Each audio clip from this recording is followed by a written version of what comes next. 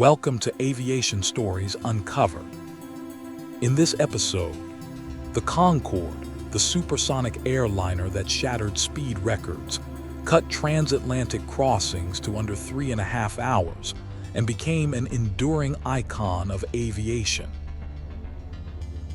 On March 2, 1969, a sleek, needle-nosed aircraft with a distinctive drooping nose and razor-thin delta wings lifted off from Toulouse, France, the product of an unprecedented joint venture between Britain and France. The Concorde would go on to become the only supersonic passenger airliner ever to achieve sustained commercial success, carrying passengers across the Atlantic at more than twice the speed of sound for over a quarter of a century, before its story came to an unexpectedly early and poignant end. Concorde cruised at Mach 2.04, roughly 1,354 miles per hour, at altitudes as high as 60,000 feet, well above the airliners below it. That drooping nose was not styling. It hinged downward during takeoff and landing purely to give pilots adequate forward visibility, since the aircraft's highly swept delta wing required it to fly at a steep nose-up angle at low speeds. It carried around 100 passengers in relatively cramped, narrow seating, a deliberate trade-off in favor of speed and aerodynamics over comfort. With a range of roughly 4,500 miles, it could cross from London or Paris to New York in under 3.5 hours, less than half the time required by a conventional subsonic airliner. Only 20 Concordes were ever built, with 14 entering actual commercial airline service, split between British Airways and Air France, beginning in 1976. Its fuselage actually stretched several inches longer during supersonic cruise due to frictional heating expanding the airframe's aluminum skin, a phenomenon so well understood that engineers built a small gap into the flight deck's instrument panel, specifically to accommodate the shift. Its 4 Rolls-Royce Snecma Olympus 593 engines, fitted with afterburners of a type normally associated with military fighters rather than passenger airliners, consumed fuel at a rate roughly 4 times that of a comparable subsonic jet for every passenger carried, a fundamental economic disadvantage that premium ticket pricing could never fully offset across the aircraft's operational lifetime. Developing Concorde required an extraordinary, and at times deeply strained, partnership between the British and French governments and their respective aerospace industries, formalized by treaty in 1962 because neither nation believed it could shoulder the astronomical development costs alone. Political tensions, budget disputes, and genuine cultural and technical disagreements between the two countries' engineering teams dogged the program throughout the 1960s. Yet it survived every one of them, and Concorde remains, to this day, one of the most significant examples of successful international aerospace collaboration in history.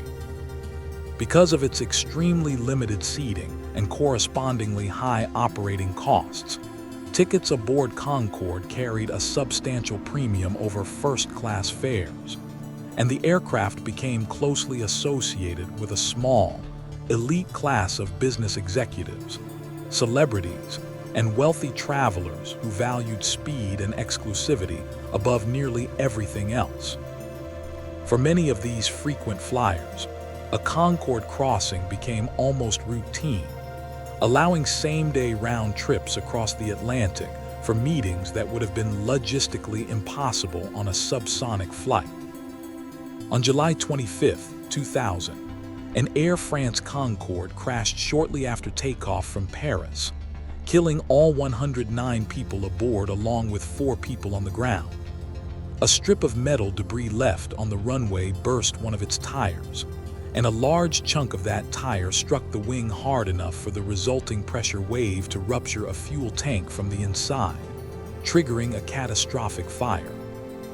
The entire fleet was grounded, while investigators worked to understand the accident and engineers developed safety modifications.